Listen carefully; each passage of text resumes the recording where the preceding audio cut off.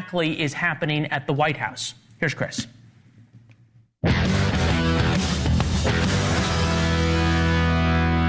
Hey, everybody, I'm Chris Cuomo. Thank you for being here with me at NewsNation. Thank you for the birthday wishes. 54. And I think I finally learned something. I'm going to give it to you as food for thought. Here you go. So I discovered that I have been hearing the same, let's say, complaint from the guys I fish with, the guys I fight with, the tradesmen who do everything I can't, the Wall Streeters I used to work with and know, the lawyers that I deal with, political players from 4 presidential administrations. And it was one of those things where sometimes critical mass hits you, like a tipping point, as Malcolm Gladwell taught us in his book. And I was like, I see it. Among them all, I realized a universal truth of what has to be done with the angst, the agita, all the negative energy that we have coming from us and at us. And it starts with a simple proposition: empowering yourself. This isn't some platitude, don't worry. Look, I know the solution to what we don't like about our society is going to start with choices that you and I make, not from our leaders. It's not going to happen. 2 reasons. 1, they're not leaders. 2, they get rewarded for not doing anything. So it's not going to come from them. Everybody does what's easy. You need to make a fundamental and very difficult choice. And if you don't, the choice will be made for you. And as Rush, the rock band, taught us, even if you choose not to decide, you still have made a choice. I will choose free will. I love that song. Geddy Lee, ugly, bad voice, but I love him. Neil Peart, best drummer I've ever heard. Now, it sounds like I'm describing very nonchalantly a scary forecasting of a rigged election. If I don't choose, they're going to choose for me. And if it's still a choice, what was he saying? The election? No, I'm not talking about the election. I'm talking about a far more important choice that you have to make right now before you have to vote for sure.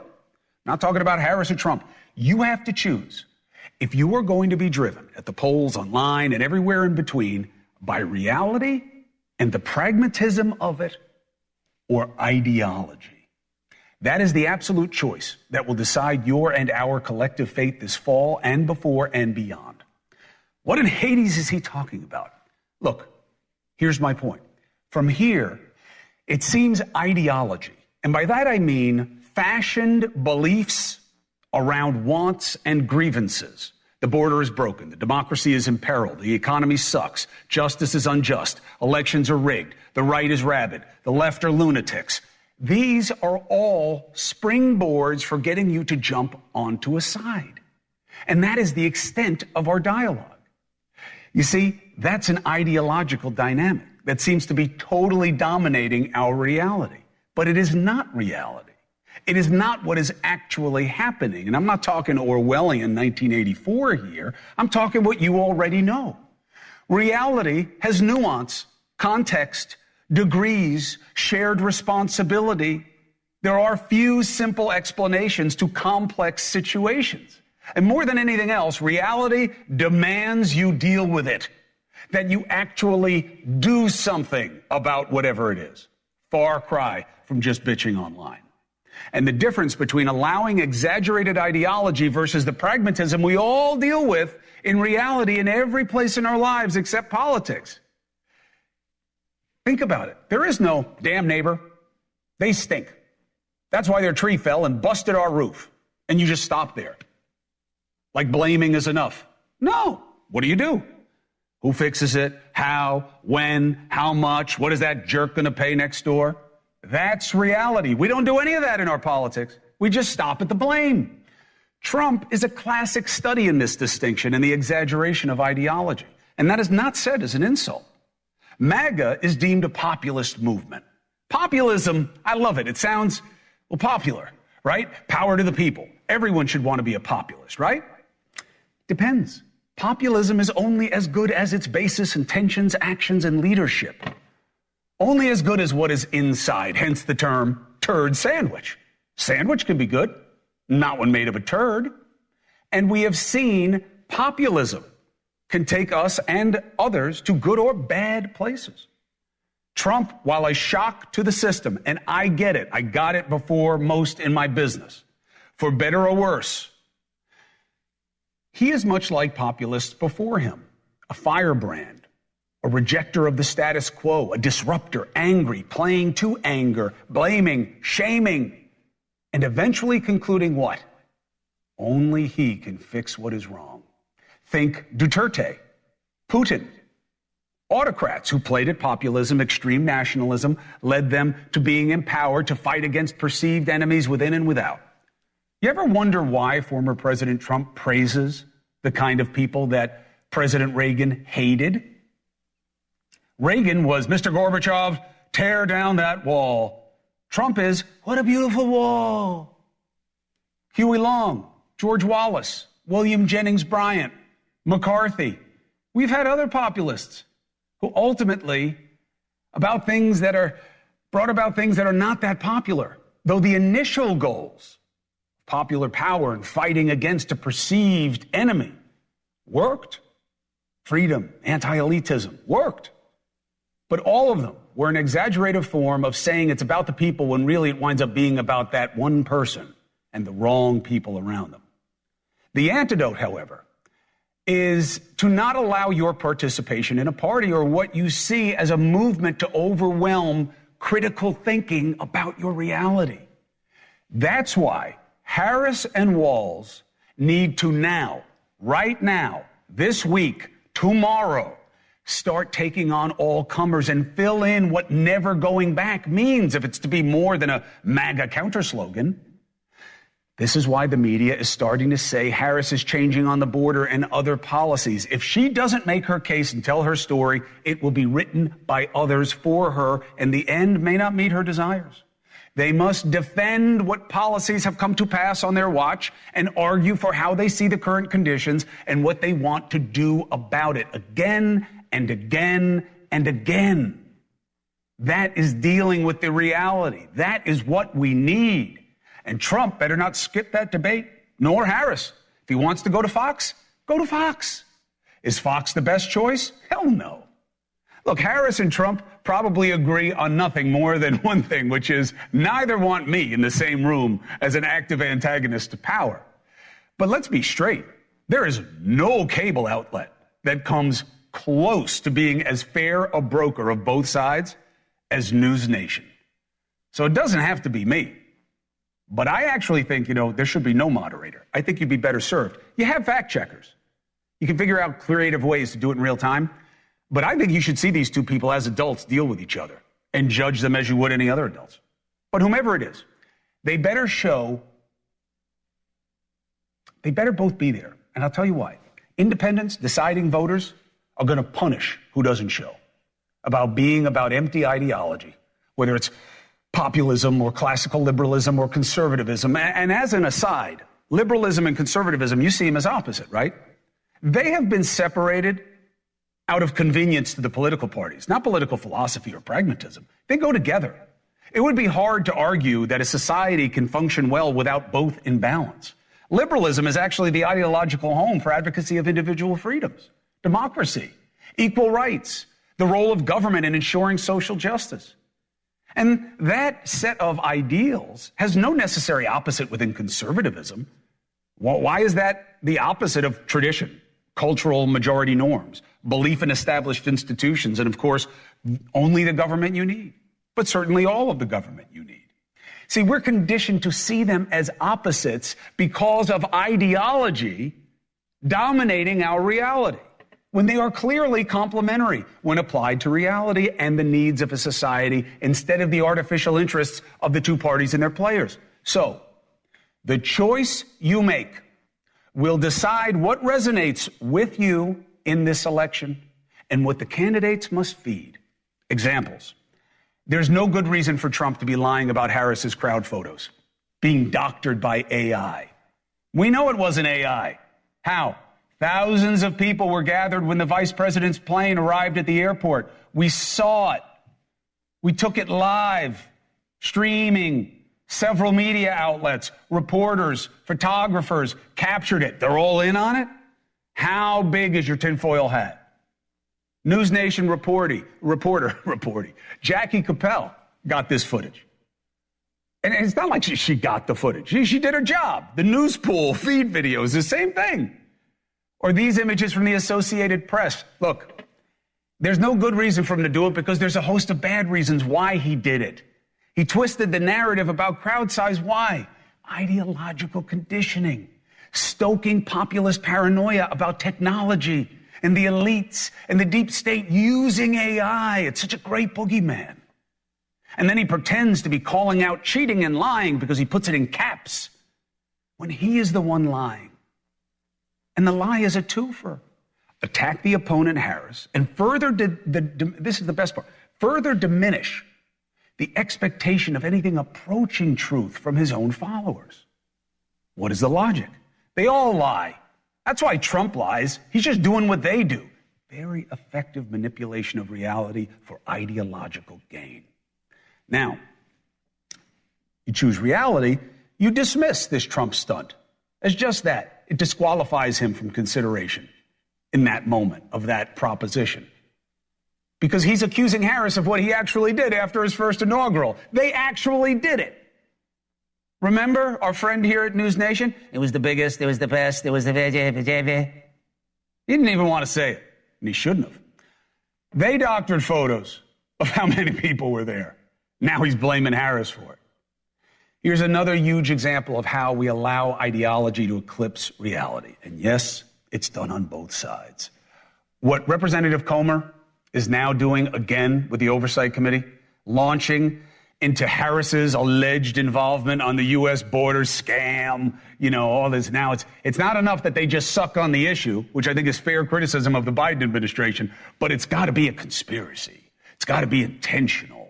They must have planned it when they were planning to try to assassinate Trump. I mean, come on. Congress focused on the purported root causes of irregular migration? He says she was complicit in the border crisis. Yeah, by the way, she was. She's VP. But it's not something for Congress to investigate. This is a political question, and he knows it, and so do you. And here's what makes it worse. The Russia probe. You didn't like it, right? Too ideological, right? It seemed that the politicians had more zeal for it than they did proof of it, right? Then why would you like this? The hypocrisy in this case is important as part of this choice you have to make. It's a personal check. It's a litmus test. It's an on-off switch for whether or not you're going to be played by the game or whether you're going to play it to your advantage. If you're okay with one but not the other, or really susceptible to believing that whatever your side does is somehow justified, you're stuck in ideology. And you're missing the reality, which is torturing us with division, where everything is put through that prism, just like Comer is doing here. And yes, like the Democrats did with the overkill before. The worst part is they all know what they're doing, and they're doing it because it works. Will you start doing what works for you? That is the choice you need to make before we get anywhere near an election. Now, we need to discuss this state of play with one of the many touchstones in my life for what should I be talking to you about? How should I be thinking about things? How can it be looked at? Stephen A. Smith. You will remember some time ago, I told you, if you see this man as just having a specific and special talent when it comes to sports, you are missing what makes him my favorite. Stephen A. Smith, thank you very much. Host the Stephen A. Smith Show, one of the best titled shows in the business. Everybody knows it. Thank you for joining us. I was just listening to the news cycle of interest in Kamala Harris. Everybody's trying to wonder when the honeymoon is going to end. But I'm also reading more and thinking more and hearing more about people who are not so concerned about the honeymoon, but worried about how she uses this moment and what she needs to be doing. How do you see it? I don't blame her for the strategy that has been employed thus far. It's been 3 weeks and a day since President Joe Biden elected to step aside and pave the way for her to be the Democratic nominee. I understand that. She's gained momentum. We can't knock something that is working at the moment, but we are entitled to have foresight, to look ahead, and to take into consideration what has ailed the Democratic Party in the past. If you recall, in 2016, although for different reasons and what have you, when James Comey came in with the whole deleted email scandal involving Hillary Rodham Clinton, what also plagued her in the waning days was the fact that she wasn't campaigning when Donald Trump was. Obviously, you look at the present-day affairs with Joe Biden, there was no primary. And as a result, the way was paved for him, the path was paved for him to march right into Chicago and to be the official Democratic nominee for the presidency of the United States going into 2025 when he is going to be 82 years of age on Election Day.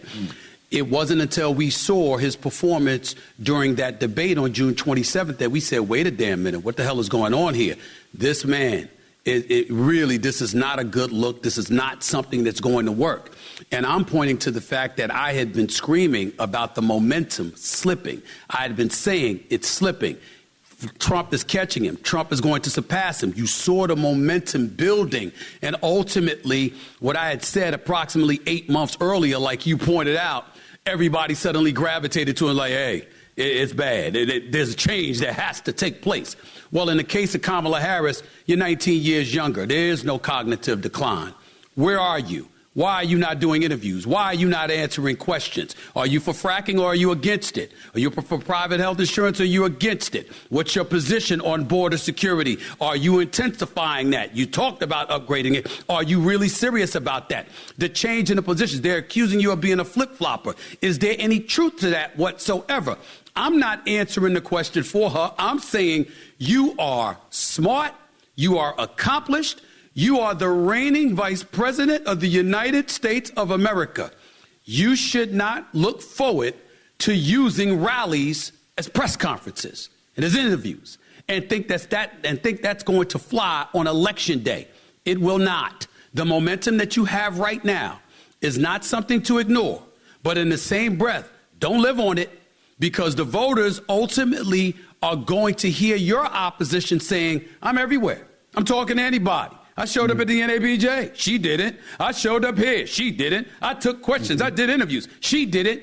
And that kind of stuff is going to be the kind of things that at least some independents, because we know she's going to get the left, we know she's not going to get the right, so some independents are going to look at that and say, that's a good point. I don't like that. What's up with that? Let me ask you something. As a thought leader and somebody with a growing following, are you going to use your platform to make an endorsement or a choice? How are you going to play political races? I'm not going to endorse. I'm not about the business of endorsing anybody. I'm going to say what I feel. I'm going to let you know where I stand. I don't have any intentions of voting for Donald Trump whatsoever, and I've said that from day one because I think he's too big of a divisive force in this country. He's not about galvanizing. He's about separating, and I do believe that based on his behavior, the way he conducts himself, the manner in which he goes about the business of alienating folks and embracing those who are simply just loyal to him, it's like it's the only requirement, for crying out loud.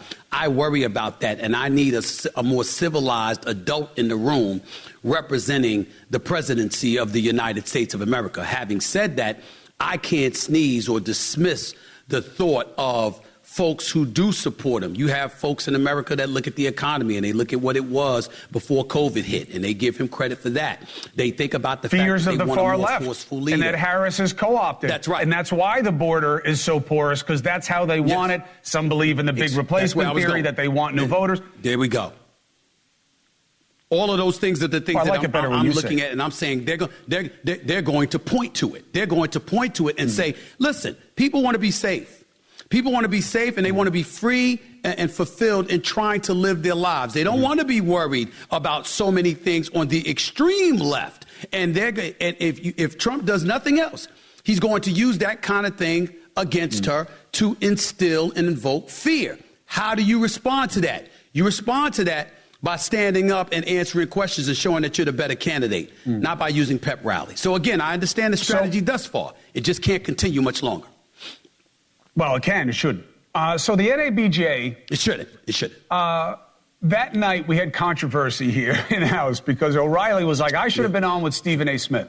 Now, it did not occur to me that America needed to hear from Bill O'Reilly about the state of, play between black journalists and Donald Trump, especially when he has a very, very one-sided view of the dynamic, and it's something that you certainly would have loved to have discussed with him at the time. Here's what he said that you believe needed to be addressed.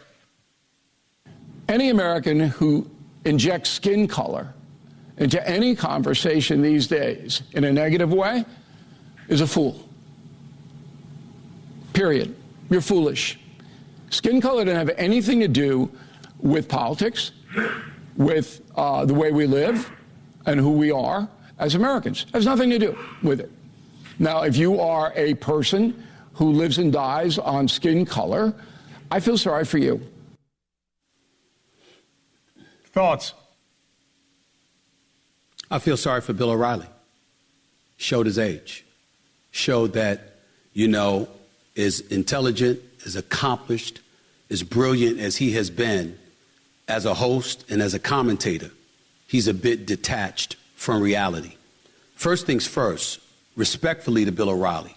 I was a fan of the O'Reilly factor for years. And he was absolutely right when he told you years ago he was the #1 show for many, many years on television. And for somebody that does what we do for a living, he deserves our profound respect as a professional in his business who has done what he has done. But he is not always correct. And in that particular instance, he was flagrantly wrong. He's 74 years of age last time I checked. He's going on 75. And I meant it when I said he showed his age, not from the standpoint that anybody his age thinks that way, but from the standpoint that he says race plays no factor. Respectfully, Bill O'Reilly, who on earth are you to say such a thing? You are not black. You are a white individual in the United States of America, and we know there is a white power structure that has existed in this country for forever. And so we understand that. Let's get that out the way first. Secondly, when he talked about skin color, well, again, if you're living in our skin, come talk to us. Until then, you don't have a right to say that because you don't know what we experience as black people.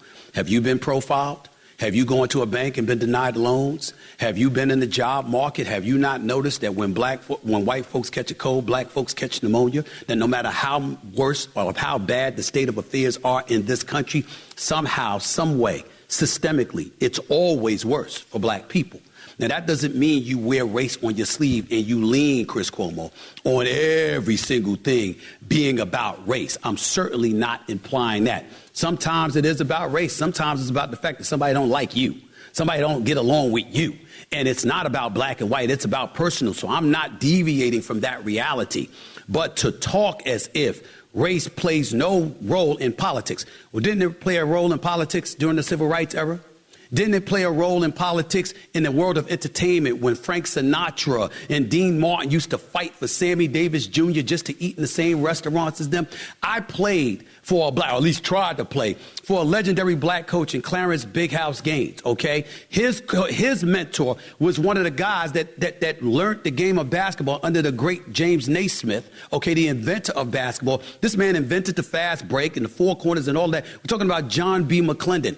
My coach and him used to fight for black folks to be allowed to go into the same hotels and the same restaurants. History has shown, throughout history, it has shown that black folks have challenges in the United States of America.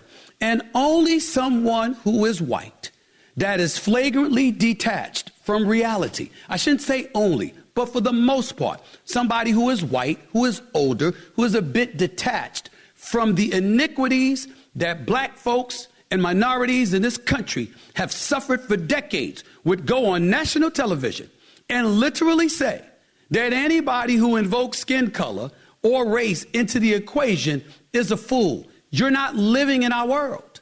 And I'm telling you right now, that is the situation.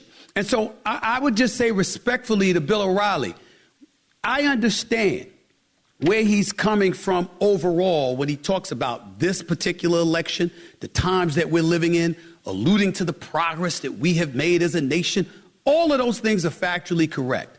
But to say that folks would be fools to be sensitive in acknowledging that race plays a role. Well, what the hell did Donald Trump bring up blackness compared to Indian ancestry when it came to Kamala Harris for? Why?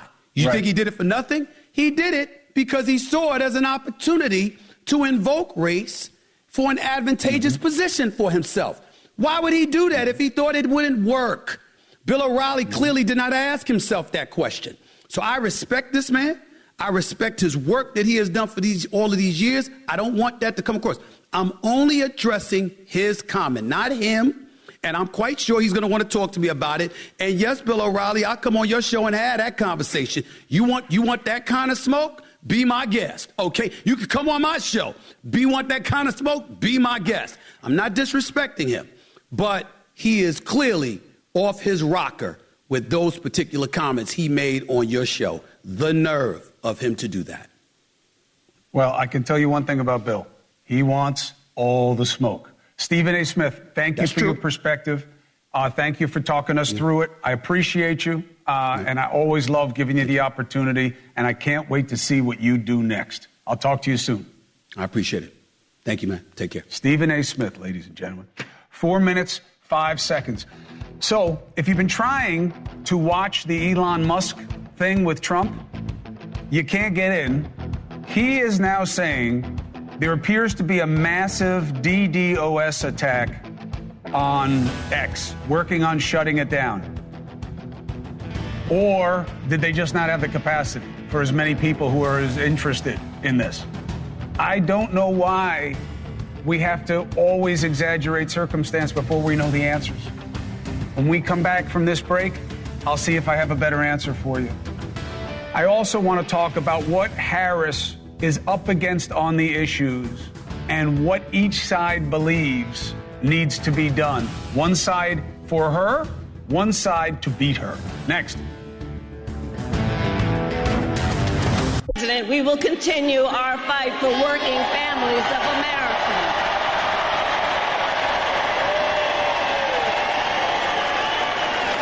Including to raise the minimum wage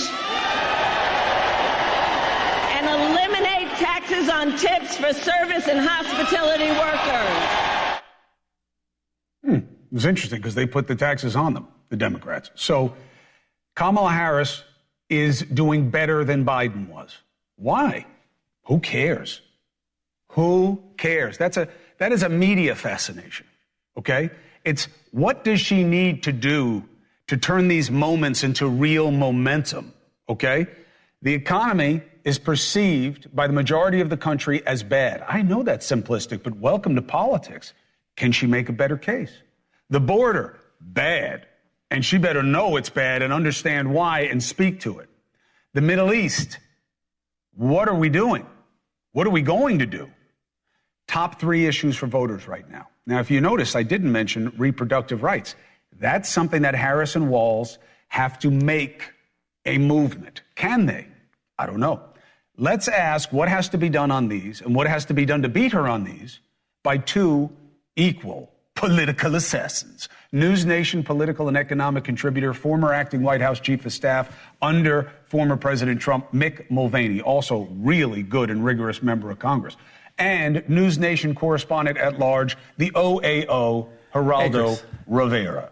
It's good to see you. Stephen A. Smith, boy, oh boy, he was on fire, man, talking about some of the larger issues at play. But now we get into the specific ones. Geraldo, on those as the big 3, what is Harris's play first on the economy? First, I have to say Harris has to remember the old adage, if it ain't broke, don't fix it. She's doing great. And I think, anyone who is not seeing this race, this is like a marathon. Trump's wearing out and she's running right past him. This number belies the fact that she's coming from net zero and an ancient and rejected candidate in the President Biden. She is on fire. I think that her biggest task right now, and on the economy, to stick to the to the organization you want for this segment. On the economy, I think that she's right on no tax on tips. I don't care whose idea it was, a great idea. And right on the minimum wage. Stick to those 2 issues. And tell people you don't want to lecture them and say they're better off than they think they are, but you want to talk in a positive way to contrast to Trump's negativity, to his sharp attacks that go nowhere, his undisciplined, unscripted approach to life. She's doing fine. The economy is objectively doing okay, but do those 2 things. No tax on tips, $15 minimum wage, and take it from there, Chris. Another analogy, Mick, would be she entered the race 3 laps through out of 4, so she should have more energy in the tank than Trump does. The question is, what does she do with that energy? To Geraldo's point, the problem with the economy is she can be a joyful warrior, but people are feeling pain, and they don't want to be told that the pain's not real. So what is the economic argument that beats Kamala Harris? You know, I've got a hard time right now figuring out how to beat her, because right now she's doing everything right. And here's what I mean by that. And Geraldo's right. There's a rule in law. There's a rule in politics. Anytime you're making an argument, when you're winning, shut up and sit down. And she's winning right now. She doesn't need to go into any details on her policies on the economy or immigration or whatever. Keep in mind that, and this is going to sound negative, but it's really not, that undecided voters are undecided for a reason. They're undecided because they don't pay attention. That's not a negative thing. They just have better things to do with their lives right now than to follow American politics and policies. And they're not going to care about the intricacies of somebody's policy on minimum wage or the border or whatever. Right now, Kamala Harris is surging. She shouldn't change anything. It's going to be tough for the Trump folks to sort of get her out of her rut. I think she makes a mistake by doing a debate. I think she makes a mistake by going and doing press conferences. She said tonight that she was going to give an announcement, a big policy next week. If that's anything other than a completely staged teleprompter event, it's a mistake. She's winning. She should shut up. On the border, she seems to be doing a little bit of a shift, Mick, to get away from it being a yawning gap in the record of the Biden administration. Obviously, Trump is playing on this. He should be doing that instead of lying about photos of her rallies. But do you believe that issue can define the race? I still think it's a secondary issue. It might be a big issue in a particular state or two. I'm looking specifically at Arizona and maybe Nevada. I don't think Kamala Harris can win an election that's about immigration. She just can't. She can't get away from it. She might be able to say, look, the numbers are getting better, but as soon as she starts to get into details, it'll just expose how weak she is on the topic. So my guess is she said, look, I know immigration is important, but so is abortion, and I want to make sure that women have a choice, et cetera, et cetera. If she's not talking about hope and change and freedom and abortion and Donald Trump is the devil, then she's making a mistake. Geraldo, I give you the last word on that issue, except one caveat. She can't call it abortion. They have to call it reproductive rights because it's about more than one procedure for women. Yeah. But Geraldo, go ahead.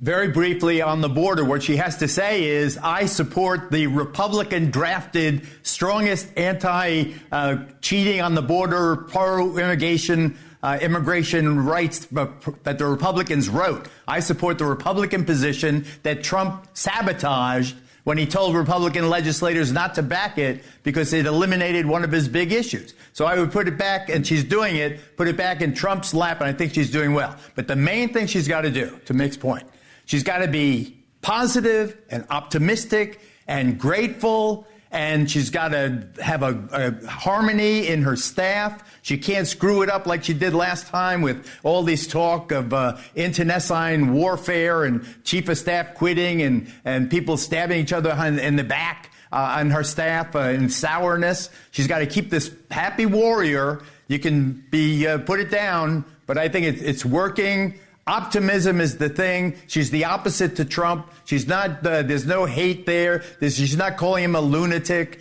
She's got to keep that up. And as long as she does, and if there's a debate on September 10th, we'll see if she's got the chops to go against the best ad-libber in the business. But I think people, as they have been so far, will be willing to give her the benefit of the doubt, Chris. I'll tell you what, I hope on September 10th, or whenever it is, I hope it's on the 10th, I hope there's a debate. I hope we're all together because the people in this country deserve it. They deserve to see people who want to lead them show how they conduct themselves in that circumstance. Geraldo Rivera, thank you very much. Mick Mulvaney, as always, appreciate you both. You're welcome. It's a good-looking crew right there. 4 minutes and 30 seconds.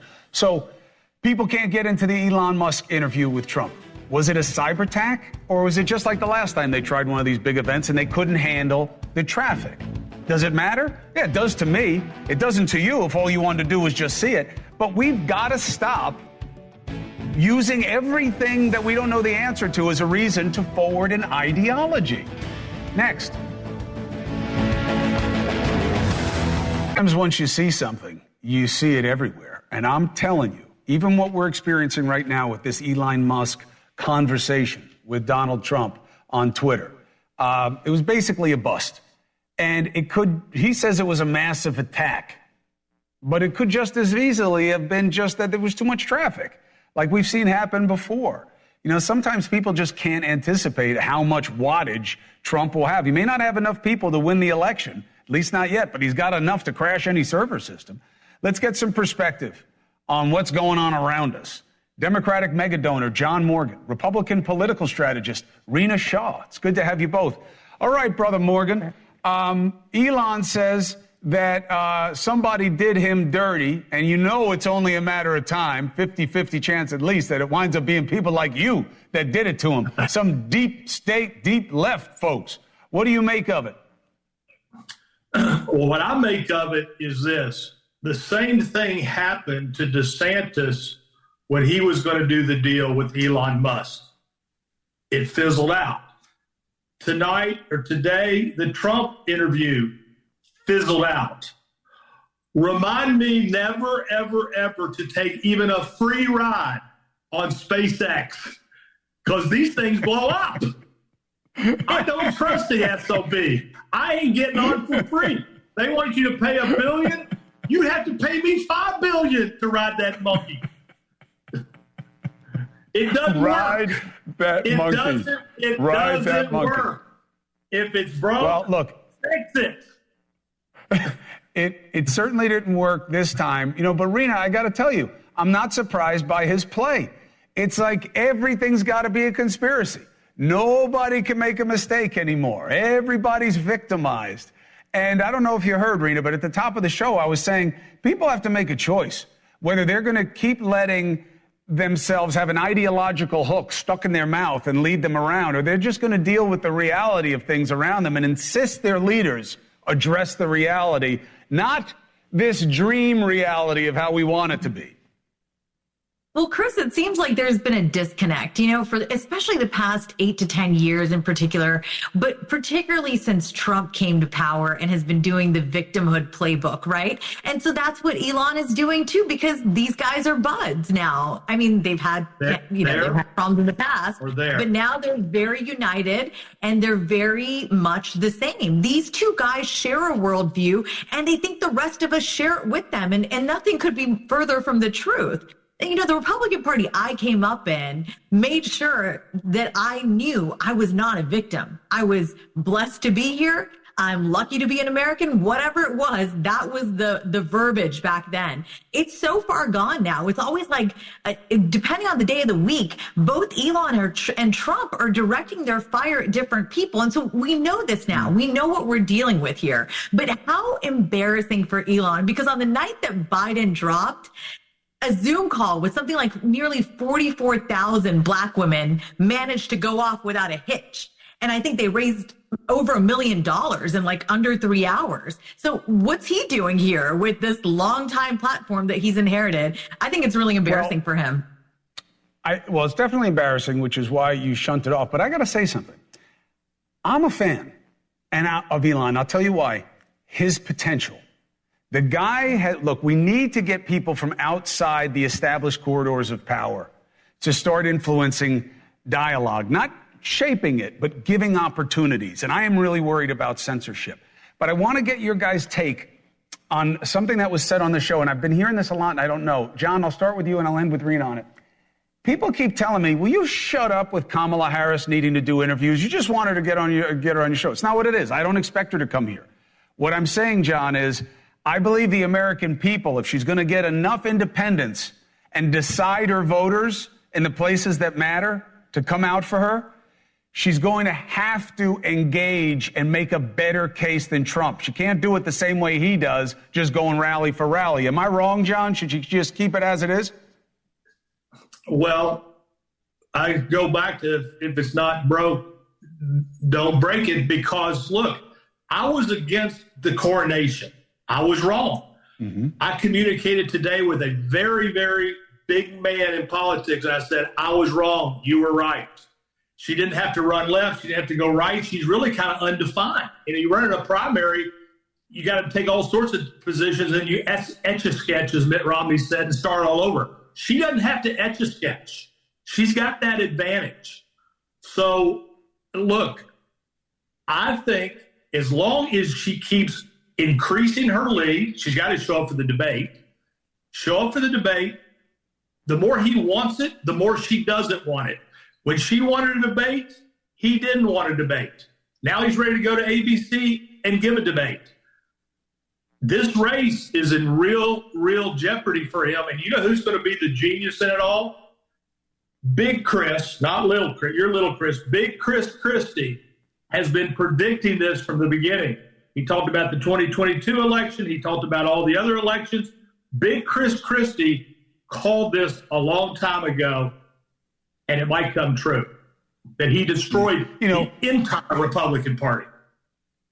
Yeah, listen, Rena, to your point about the old party, I mean, I would have thought Chris Christie would have absolutely fit the bill.